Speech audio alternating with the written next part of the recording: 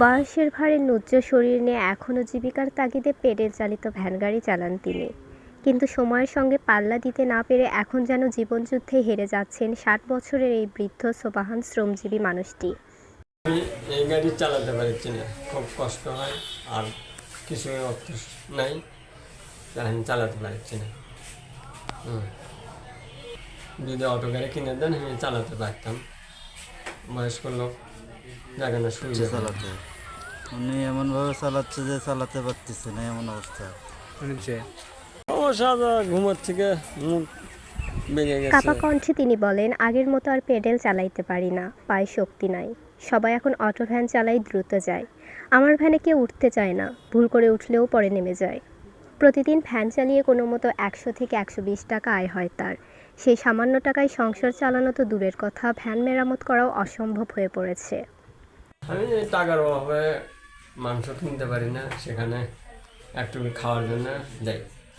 কোনো বিয়ে টিয়ে যদি হয়, বিয়ে মুরগি যদি হয়, সেখানে আমি একটু মাংস খাওয়ার জন্য যাই।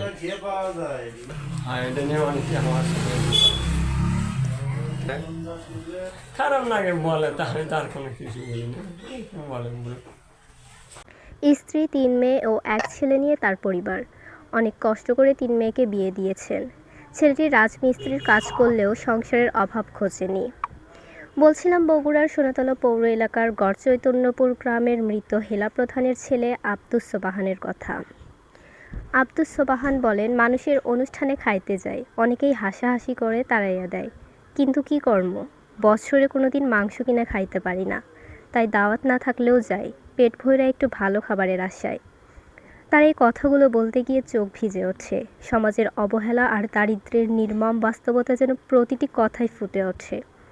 তিনি বলেন, শত মানুষের মধ্যে আমি এক পেট খাইলে কারো কিছু কমে যাবে না, তবুও মানুষ দূর দূর করে। শুধু জীবিকার কষ্টই নয়, মাথা গোঁজার ঠাঁই নিয়েও দুশ্চিন্তায় রয়েছেন তিনি। তার ছোট্ট টিনের ঘরটি বৃষ্টিতে চুইয়ে পানি পড়ে, রাতভর বসে থাকতে হয়, বৃষ্টি কমলে তবেই একটু ঘুমাতে পারেন। আবেগঘন কণ্ঠে বৃদ্ধ সোবাহানের আকুতি, যদি কোনো দয়ালু মানুষ একটা অটো ভ্যান কিনে দিত বা ঘরের জন্য কিছু টিন দিত, তাহলে বাকি জীবনটা একটু শান্তিতে চালাতে পারতাম। সমাজের বিত্তবান ও মানবিক মানুষের সহায়তা পেলে হয়তো জীবন সংগ্রামে ক্লান্ত এই বৃদ্ধ মানুষটির মুখে আবারও হাসি ফুটতে পারে। রাবেয়া সুলতানা রিয়া, বাংলা লেন্স।